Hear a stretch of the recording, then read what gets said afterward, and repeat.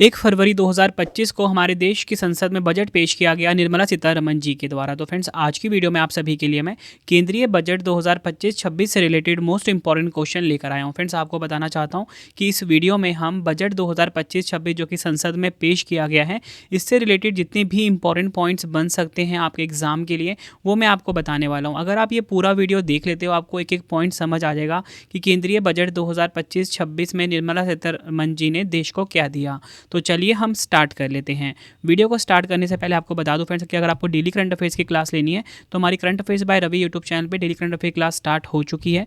और इसी के साथ आपको बताना चाहता हूं कि आप सभी की डिमांड आ रही थी हमारी प्रिंटेड फॉर्मेट में बुक, तो हमारी बुक्स आ चुकी हैं raviaditipublication.com पर। अगर आपको PDF नोट्स चाहिए तो ravibookspdf.com पे जाके हमारी करंट अफेयर की वार्षिकांक 11,000 GK GS की PYQ मंथली करंट अफेयर्स आपको मिल जाता है। ठीक है, रवि स्टडी ऐप को आप जरूर इंस्टॉल कर लीजिए डेली करंट अफेयर्स का फ्री टेस्ट लगाने के लिए। और इस वीडियो का जो PDF होगा मैं इस पे एप्लीकेशन पे डाल दूंगा फ्री PDF वाले सेक्शन में। तो चलिए हम स्टार्ट कर लेते हैं। सबसे पहले फ्रेंड्स मैं आपको बताऊंगा कि बजट क्या होता है। ठीक है, बजट के 3 प्रकार कौन से होते हैं ये आपको बताऊँगा। ठीक है, और उसके बाद हम पढ़ेंगे मेन टॉपिक हमारा बजट 2025। ठीक है, तो पूरा वीडियो आपने देखना है स्टार्टिंग से एंड तक, ताकि आपको हर एक पॉइंट बहुत अच्छे से समझ में आ जाए। तो चलिए हम शुरू कर लेते हैं। तो देखिए फ्रेंड्स, बजट क्या होता है ये मैं आपको बता देता हूँ। बजट एक निश्चित अवधि, आमतौर पर 1 वर्ष के लिए वार्षिक वित्तीय विवरण होता है जो अनुमानित आय और व्यय की रूपरेखा प्रस्तुत करता है। इसका उपयोग वित्तीय संसाधनों के प्रबंधन और संसाधनों के जुटाव, राजकोषीय समेकन आदि जैसे विशिष्ट लक्ष्यों को प्राप्त करने के लिए एक उपकरण के रूप में किया जाता है। बजट सरकार के व्यय, कर लगाने की योजना है और अन्य लेन देनों जो अर्थव्यवस्था और नागरिकों के जीवन को प्रभावित करते हैं का ब्लूप्रिंट होता है। भारतीय संविधान के अनुच्छेद 112 के अनुसार एक किसी विशिष्ट वित्तीय वर्ष के केंद्रीय बजट को वार्षिक वित्तीय विवरण यानी कि एनुअल फाइनेंशियल स्टेटमेंट कहा जाता है। शॉर्ट में बोलेंगे AFS।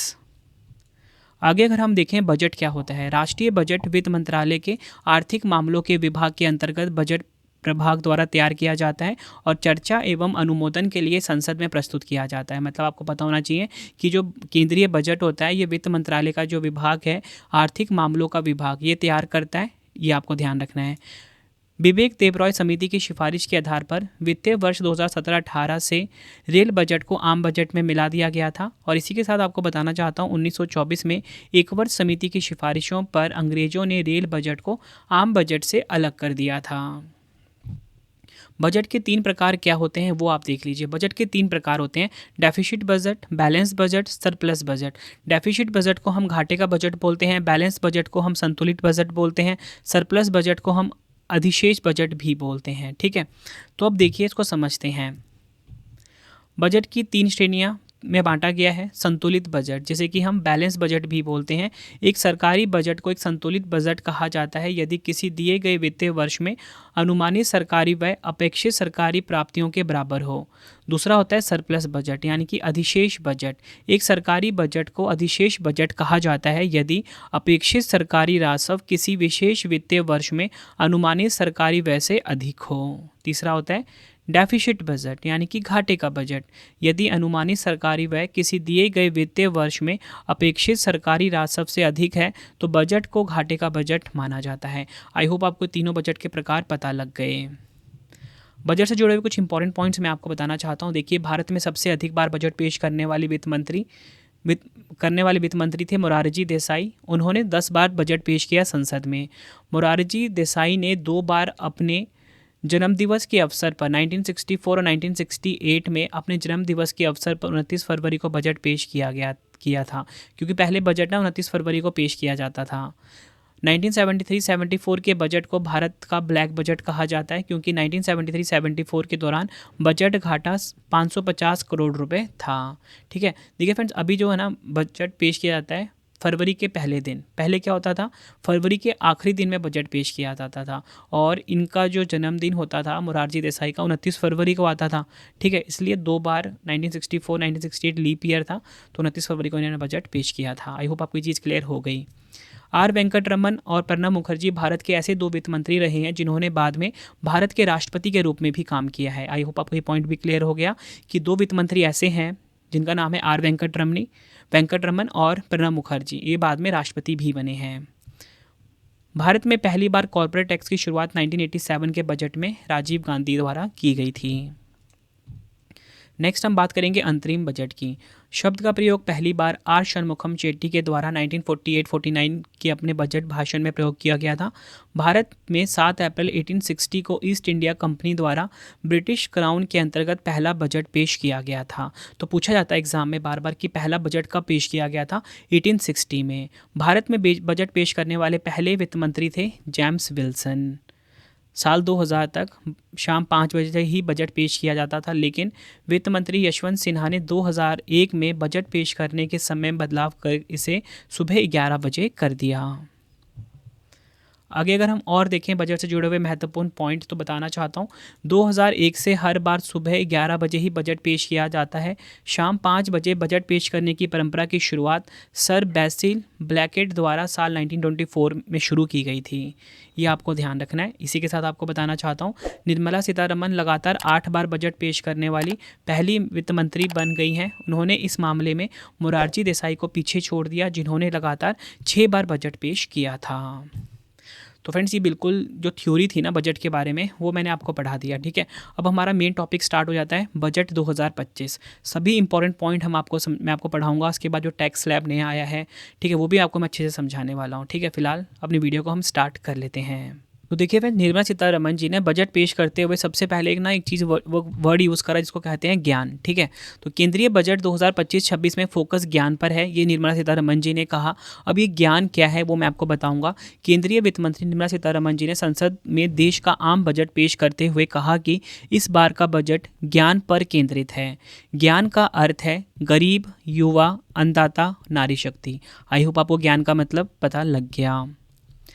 इस बजट में प्रस्तावित विकास उपाय 10 व्यापक क्षेत्रों में हैं, जिनमें गरीबों, युवाओं, किसानों और महिलाओं पर ध्यान केंद्रित किया गया है।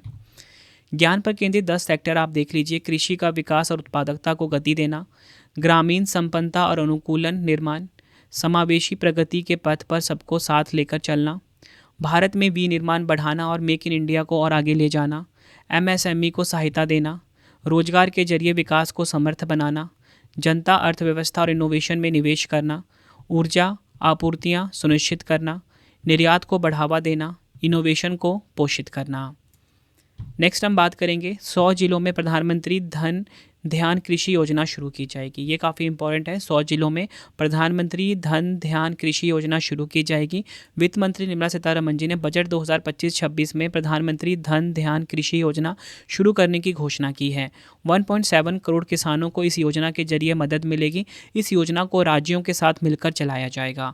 इस योजना के अंतर्गत 100 जिलों को कवर किया जाएगा और ये ऐसे ज़िले होंगे जहाँ पर उत्पादन कम होता है।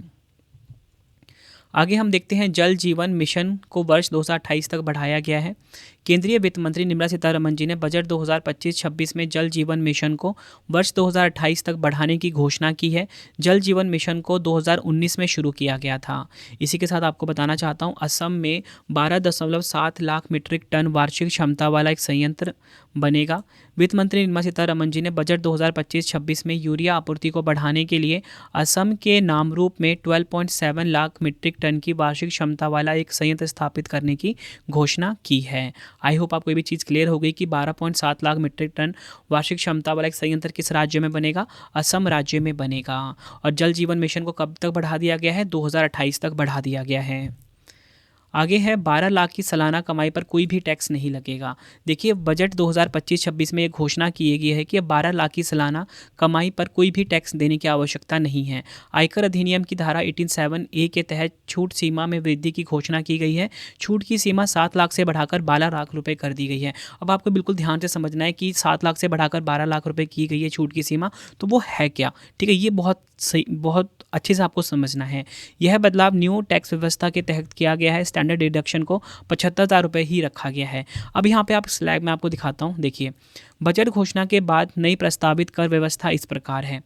0 से 4 लाख पे कोई भी कर नहीं है। 4 से 8 लाख तक 5%, 8 से 12 लाख तक 10%, 12 लाख से 16 लाख तक 15%, 16 लाख से 20 लाख तक 20%, 20 लाख से 24 लाख तक 25% टैक्स, 24 लाख से ऊपर 30% का टैक्स लगेगा। अब ध्यान से समझना है आपने इस चीज़ को। देखिए मैंने आपको बताया कि पहले 7 लाख तक की सीमा थी, अब 12 लाख कर दी गई है ना। अगर कोई पर्सन है, ठीक है, कोई पर्सन है वो पूरे साल में कमाता है 15 लाख, ठीक है, तो मैंने आपको क्या बताया कि 12 लाख तक तो टैक्स फ्री है ना, 12 लाख टैक्स फ्री है। पर एक लाइन अपने और ऐड करनी है कि 12 लाख की कमाई पर टैक्स नहीं देने की आवश्यकता कोई नहीं है, ठीक है, ये बताया गया है। और अगर किसी की इनकम 12,75,000 रुपये भी है तो भी टैक्स ज़ीरो लगेगा, क्योंकि 12 लाख के ऊपर आपको स्टैंडर्ड डिडक्शन 75,000 रुपये का लाभ मिलेगा।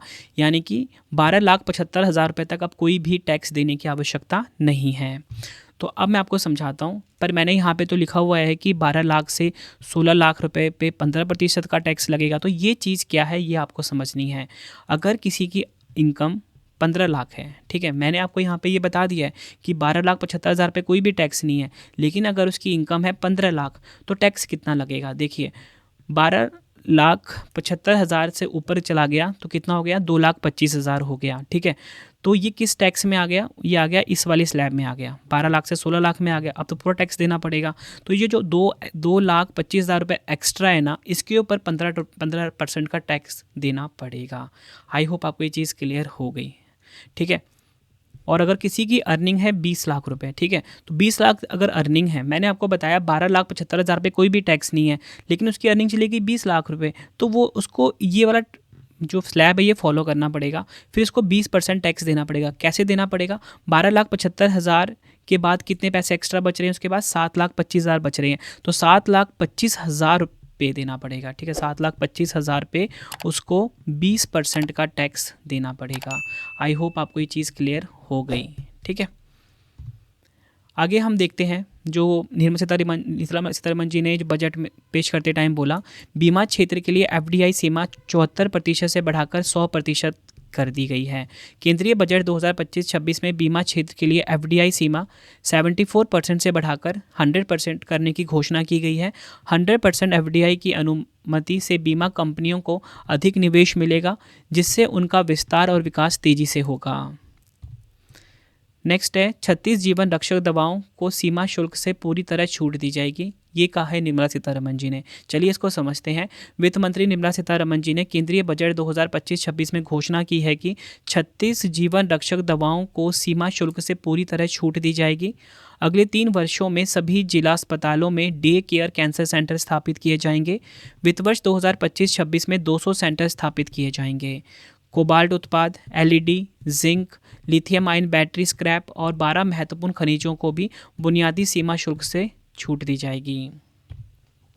आगे अगर हम देखते हैं केंद्रीय बजट 2025-26 के बारे में, तो फुटवेयर और लेदर के क्षेत्रों के लिए फोकस प्रोडक्ट स्कीम शुरू की जाएगी। मतलब कि भारत के फुटवेयर और लेदर सेक्टर में क्वालिटी, प्रोडक्टिविटी और प्रतिस्पर्धा को बढ़ावा देने के लिए एक फोकस प्रोडक्ट स्कीम लागू की जाएगी। इस स्कीम से 22 लाख लोगों को रोजगार मिलने की संभावना है। आगे अगर हम देखें अनुसूचित जाति और जनजाति वर्ग की 5 लाख महिलाओं के लिए एक नई स्कीम शुरू की गई है। इस स्कीम के तहत पहली बार उद्यमी बन रही इस समाज की महिलाओं को अगले 5 साल के अंतराल में 2 करोड़ रुपए का टर्म लोन मुहैया कराया जाएगा। नेक्स्ट अगर हम देखें केंद्रीय बजट 2025-26 के बारे में, किसान क्रेडिट कार्ड की लिमिट 3 लाख से बढ़ाकर 5 लाख करने की घोषणा की गई है। ये काफ़ी इंपॉर्टेंट है। किसान क्रेडिट कार्ड यानी कि केसीसी के माध्यम से अब किसानों को किसान क्रेडिट कार्ड से 5 लाख रुपए तक का लोन मिल सकेगा। पहले यह लिमिट 3 लाख रुपए तक ही थी। किसान क्रेडिट कार्ड योजना से किसानों को केवल 4% सालाना ब्याज दर पर लोन मिलता है। नेक्स्ट अगर हम देखें केंद्रीय बजट 2025-26 में क्या मुख्य बात कही गई कि बिहार में मखाना बोर्ड की स्थापना की जाएगी। ये बोला गया है, ये काफ़ी इंपॉर्टेंट है। किस राज्य में? बिहार में। केंद्रीय वित्त मंत्री निर्मला सीतारमण जी ने बजट 2025-26 में यह घोषणा की है कि बिहार में मखाना बोर्ड की स्थापना की जाएगी। यह बोर्ड मखाना किसानों को प्रशिक्षण और सहायता प्रदान करेगा। बिहार में फूड प्रोसेसिंग यानी खाद्य प्रसंस्करण को बढ़ावा देने के लिए national institute of food technology, entrepreneurship and management का गठन किया जाएगा। आगे अगर हम देखें केंद्रीय बजट 2025-26 के बारे में, भारतीय डाकघरों को बड़े सार्वजनिक लॉजिस्टिक संगठन में बदलने की घोषणा की गई है।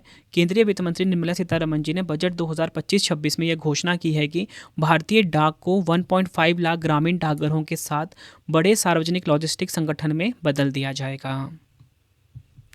नेक्स्ट अगर हम बात करें केंद्रीय बजट 2025-26 के बारे में, आईआईटी इंफ्रास्ट्रक्चर में विस्तार, तो वित्त मंत्री निर्मला सीतारमण जी ने बजट 2025-26 में आईआईटी पटना का विस्तार करने की घोषणा की है। साथ ही यह भी बताया है कि भारत में 5 प्रमुख आईआईटीज़ में अतिरिक्त इंफ्रास्ट्रक्चर बनाया जाएगा ताकि शिक्षा और शोध के क्षेत्र में और अधिक क्षमता और अवसर प्रदान किए जा सकें।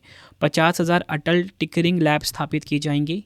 केंद्रीय वित्त मंत्री निर्मला सीतारमण जी ने बजट 2025-26 में यह घोषणा की है कि अगले 5 वर्षों में सरकारी स्कूलों में 50,000 अटल टिंकरिंग लैब स्थापित की जाएंगी और सभी सरकारी माध्यमिक विद्यालयों को ब्रॉडबैंड कनेक्टिविटी प्रदान की जाएगी। नेक्स्ट अगर हम देखें अन्य प्रमुख जो घोषणाएं हुई हैं, अगर हम बात करें बिजली क्षेत्र सुधार में, तो बिजली वितरण और ट्रांसमिशन को मजबूत करने के लिए बड़े सुधारों की घोषणा की गई। शहरी विकास की अगर हम बात करते हैं, शहरों को पुनः विकास और जल स्वच्छता सुधार के लिए 1 लाख करोड़ का अर्बन चैलेंज फंड शुरू किया गया है। कैंसर देखभाल सुविधाएं, बिहार समेत देखभाल देश भर में जिला अस्पतालों में अगले 3 वर्षों में 200 डे केयर कैंसर सेंटर खोले जाएंगे।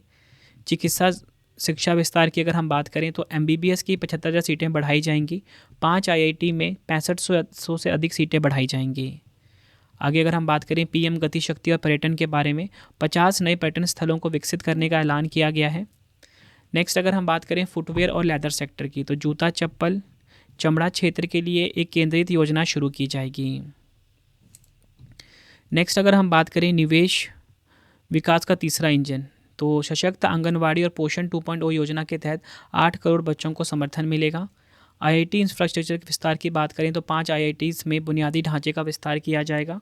भाषा और शिक्षा की अगर हम बात करें, मातृभाषा में शिक्षा को बढ़ावा देने के लिए भारतीय भाषा पुस्तक योजना शुरू की जाएगी। नेक्स्ट है खाद्य प्रसंस्करण संस्थान, बिहार में नया खाद्य प्रसंस्करण संस्थान स्थापित होगा। मेक इन इंडिया मिशन की अगर हम बात करें तो नेशनल मैन्युफैक्चरिंग मिशन के तहत उद्योगों को बढ़ावा दिया जाएगा। महिलाओं के लिए नई योजना देख लेते हैं, 5 लाख महिलाओं और नए उद्यमों को टर्म लोन की सुविधा प्रदान की जाएगी। स्टार्टअप्स के लिए क्रेडिट गारंटी, तो स्टार्टअप्स के लिए क्रेडिट गारंटी सीमा बढ़ाकर 20 करोड़ की गई है। नेक्स्ट अगर हम बात करें असम में नया यूरिया संयंत्र, तो असम के नामरूप में 12.7 लाख मीट्रिक टन वार्षिक उत्पादन क्षमता वाला यूरिया संयंत्र स्थापित किया जाएगा। किसान क्रेडिट कार्ड योजना देख लेते हैं, 7.7 करोड़ किसानों, मछुआरों और डेयरी किसानों को अल्पकालिक ऋण प्रदान किया जाएगा। नेक्स्ट है कृषि सुधार योजनाएं, तो धन धान्य कृषि योजना के तहत 100 जिलों में कृषि उत्पादकता बढ़ाने पर जोर दिया जाएगा, जिसमें 1.7 करोड़ किसानों को लाभ मिलेगा। नेक्स्ट हम देखते हैं केंद्रीय बजट 2025-26 की मुख्य बातें और क्या हैं, तो वो हम समझते हैं। देखिए शिक्षा विभाग की अगर हम बात करते हैं, शिक्षा सेक्टर के लिए इस बजट में कुल 1,28,650 करोड़ रुपए का आवंटन किया गया। पिछले साल की तुलना में इस साल करीब 7% की बढ़ोतरी हुई है। पिछले साल के बजट में 1,12,000 करोड़ रुपए का प्रावधान शिक्षा विभाग के लिए था। नेक्स्ट अगर हम बात करें स्वास्थ्य विभाग की, तो केंद्रीय बजट 2025-26 में स्वास्थ्य विभाग के लिए 98,311 करोड़ रुपए का प्रावधान किया गया। पिछले साल केंद्र सरकार ने कुल 86,582 करोड़ रुपए का प्रावधान स्वास्थ्य विभाग के लिए किया था। नेक्स्ट अगर हम देखें बजट में आयुष्मान योजना के लिए 9,406 करोड़ रुपए का प्रावधान किया गया, जबकि आयुष्मान भारत हेल्थ इंफ्रास्ट्रक्चर के लिए 4,200 करोड़ रुपए का आवंटन किया गया है। नेक्स्ट हम देखते हैं ग्रामीण विकास विभाग के लिए केंद्रीय बजट 2025-26 में क्या बात कही गई है। तो देखिए केंद्रीय बजट 2025-26 में ग्रामीण विकास के लिए 2,67,000 करोड़ रुपए का प्रावधान किया गया है, ये आपको ध्यान रखना है। इसी के साथ अगर हम बात करें कि 2024-25 के बजट में यह प्रावधान 1,80,000 करोड़ रुपये का था। इस विभाग के तहत मनरेगा, प्रधानमंत्री ग्राम सड़क योजना, प्रधानमंत्री आवास योजना, प्रधानमंत्री जनजाति उन्नत ग्राम अभियान, इंदिरा गांधी राष्ट्रीय विधवा पेंशन योजना जैसी स्कीम्स आती हैं।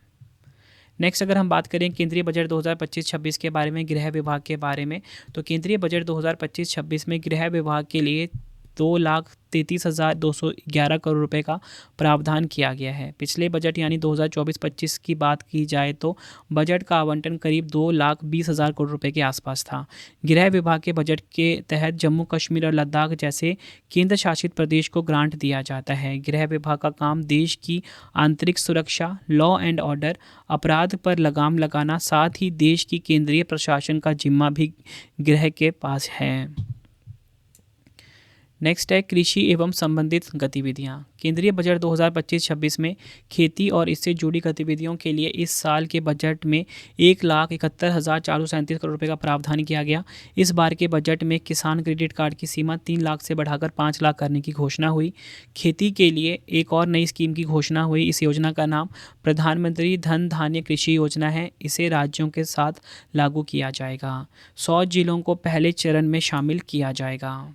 अब फ्रेंड्स हम ये देख लेते हैं कि रक्षा क्षेत्र में क्या बात कही गई है। तो केंद्रीय बजट 2025-26 में रक्षा क्षेत्र के लिए 6,81,210 करोड़ रुपए के बजट का ऐलान किया गया है, जो पिछले साल की तुलना में 9.5% अधिक है। पिछले वित्त वर्ष में रक्षा बजट को 6,21,940 करोड़ रुपए रखा गया था। इस बजट में कुल 1,92,387 करोड़ रुपए का पूंजीगत व्यय और 4,88,822 करोड़ रुपए का राजस्व व्यय निर्धारित किया गया है, जिसमें 1,60,795 करोड़ पेंशन के लिए आरक्षित है। आगे अगर हम देखें केंद्रीय बजट 2025-26 के बारे में, तो स्टार्टअप्स के लिए नए फंड ऑफ फंड्स की घोषणा की गई है। केंद्रीय बजट 2025-26 में स्टार्टअप्स को प्रोत्साहित करने के लिए सरकार ने लघु उद्योग विकास बैंक यानी कि सिडबी के फंड ऑफ फंड्स का विस्तार किया है। इसमें 10,000 करोड़ रुपए का नया निवेश किया जाएगा। शिक्षा में एआई के लिए सेंटर ऑफ एक्सीलेंस की बात की गई है। केंद्र सरकार ने शिक्षा क्षेत्र में एआई को बढ़ावा देने के लिए 500 करोड़ रुपए की लागत से एक नया सेंटर ऑफ एक्सीलेंस स्थापित करेगी।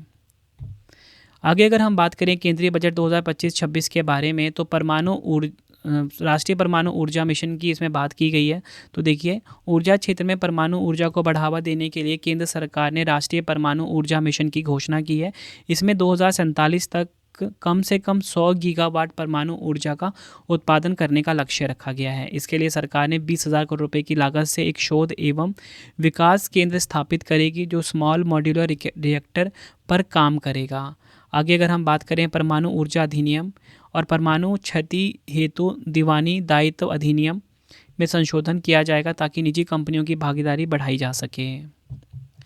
आगे अगर हम देखें, मत्स्य पालन को बढ़ावा देने की घोषणा की गई है। वित्त मंत्री निर्मला सीतारमण जी ने आम बजट 2025-26 में अंडमान निकोबार और लक्षद्वीप में टिकाऊ मत्स्य पालन को बढ़ावा देने की घोषणा की है।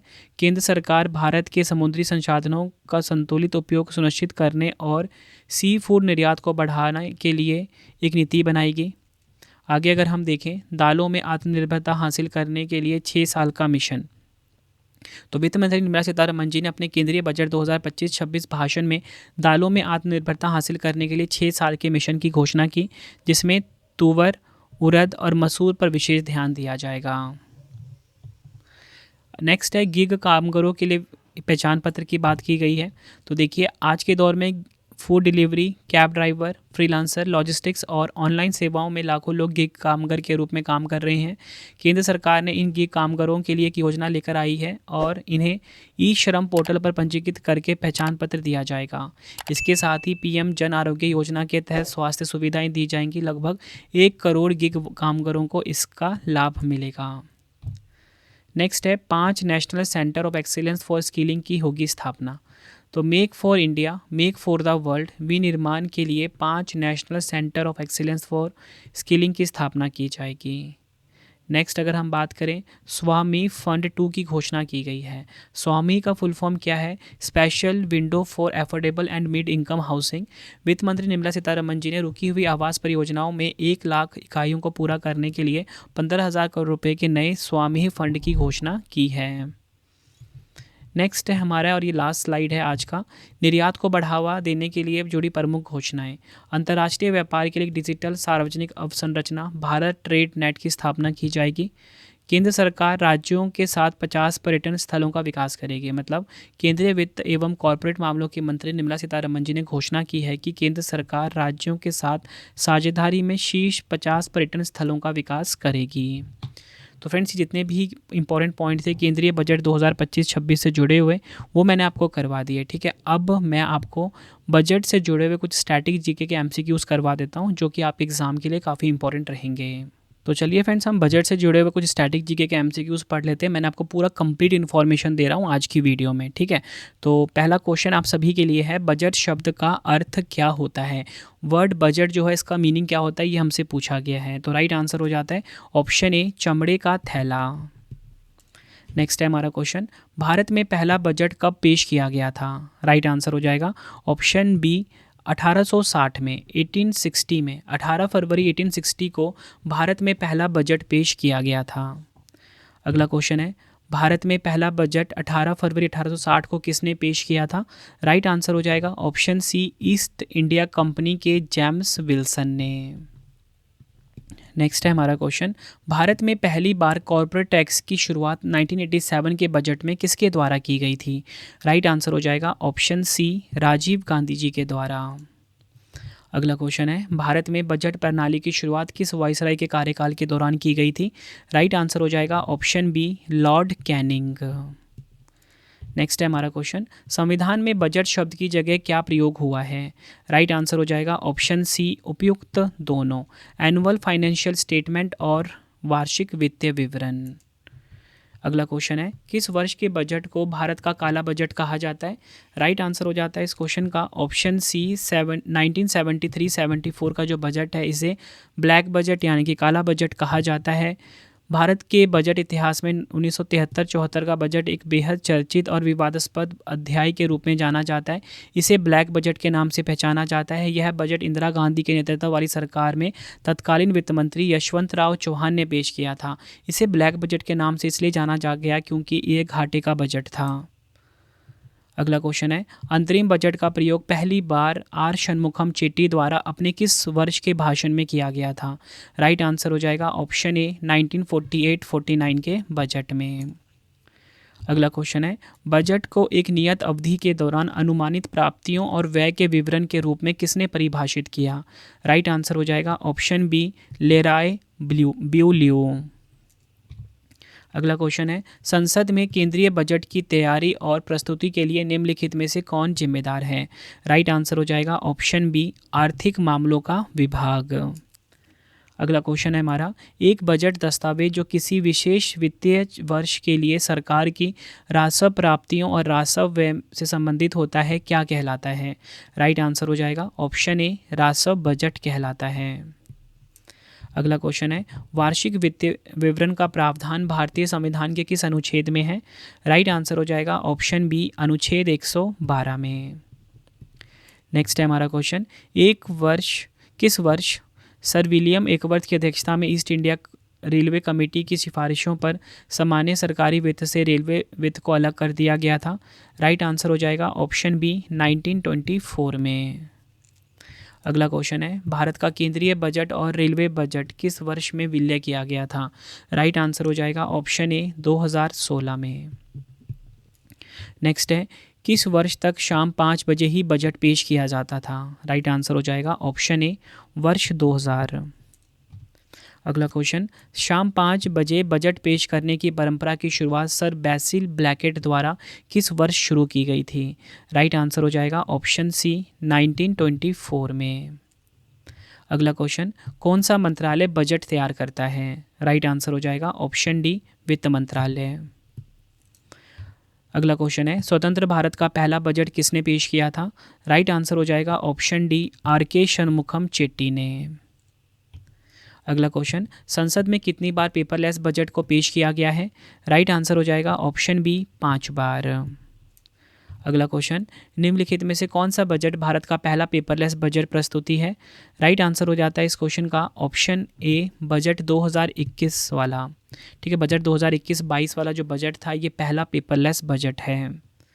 अगला क्वेश्चन है, भारत की पहली पूर्णकालिक महिला वित्त मंत्री कौन है। राइट आंसर हो जाएगा ऑप्शन बी, निर्मला सीतारमण जी भारत की पहली पूर्णकालिक महिला वित्त मंत्री हैं। नेक्स्ट है, भारत की पहली महिला वित्त मंत्री कौन है। राइट आंसर हो जाएगा ऑप्शन ए, इंदिरा गांधी। नेक्स्ट है, बजट में क्या होता है। राइट आंसर हो जाता है इस क्वेश्चन का हमारा ऑप्शन डी उपयुक्त सभी। सरकार को आमदनी और प्रस्तावित योजनाओं पर होने वाले खर्च का विवरण, सरकार की कमाई और खर्च का ब्यौरा, मंत्रालयों को उनके खर्च के लिए धनराशि का आवंटन, ये होता है बजट में। नेक्स्ट है, लगातार 8 बार बजट पेश करने वाली पहली महिला वित्त मंत्री कौन बनी है? राइट आंसर हो जाता है इस क्वेश्चन का हमारा ऑप्शन, राइट आंसर क्या हो जाएगा? ऑप्शन ए निर्मला सीतारमन जी।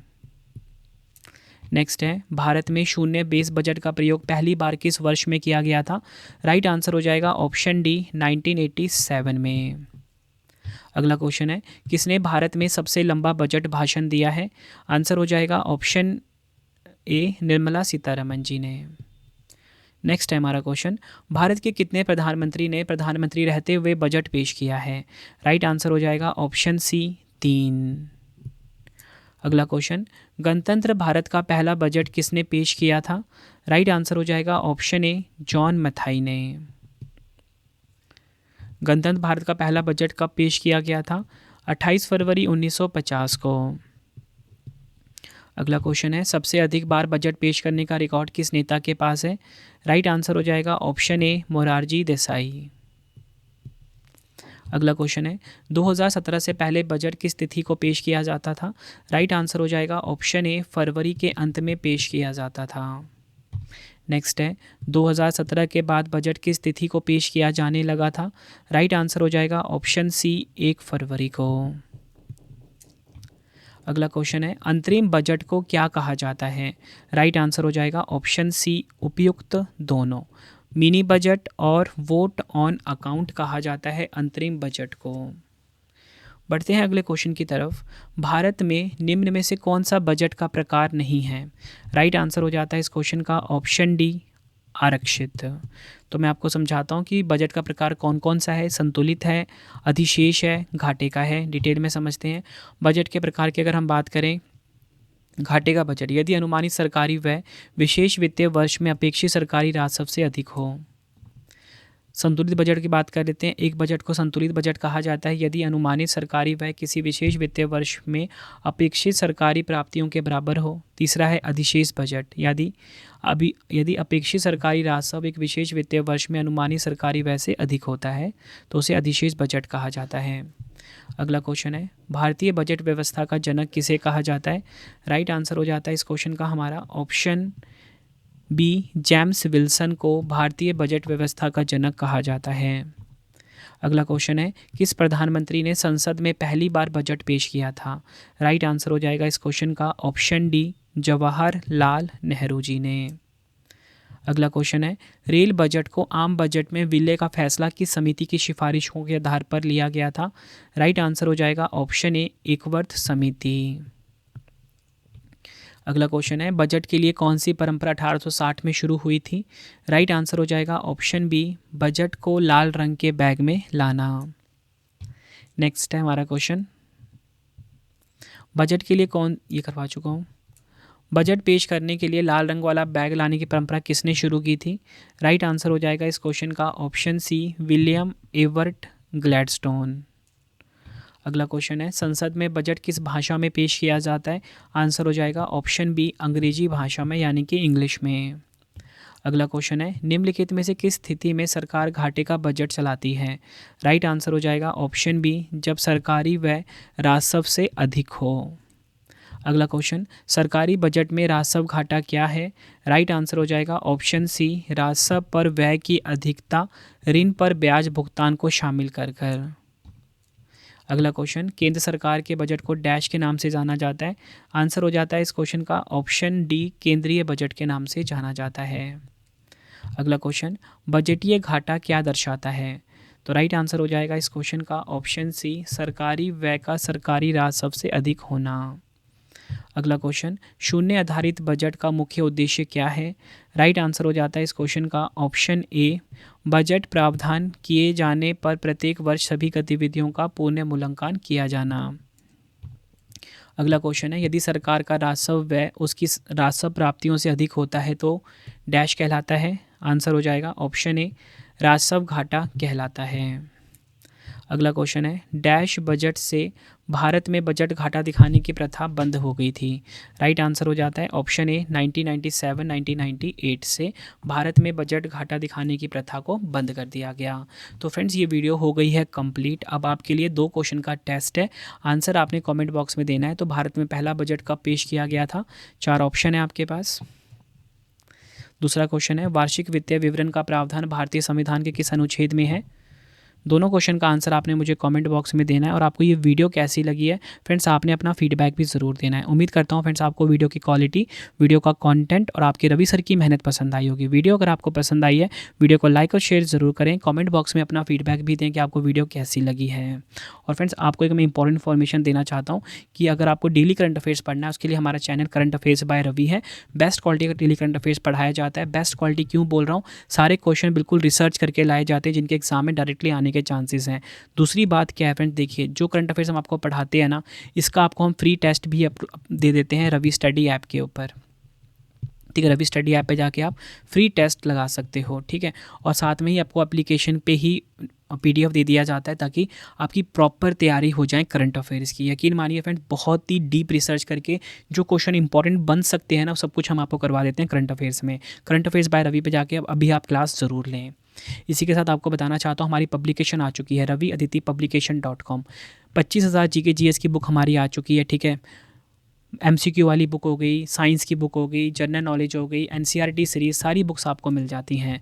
इसी के साथ हमारी PDF की वेबसाइट भी आ चुकी है। अगर आपको करंट अफेयर का वार्षिकांक चाहिए, 11,000 GK GS का PYQ चाहिए, ठीक है, मंथली करंट अफेयर्स चाहिए, जनवरी की 2025 की मंथली करंट अफेयर्स भी आ चुकी है, वो आपको ravibookspdf.com पे मिल जाता है। ठीक है, इसी के साथ आपको बताना चाहता हूँ हमारा एप्लीकेशन, इसे तो आप जरूर इंस्टॉल कर लेना रवि स्टडी ऐप को।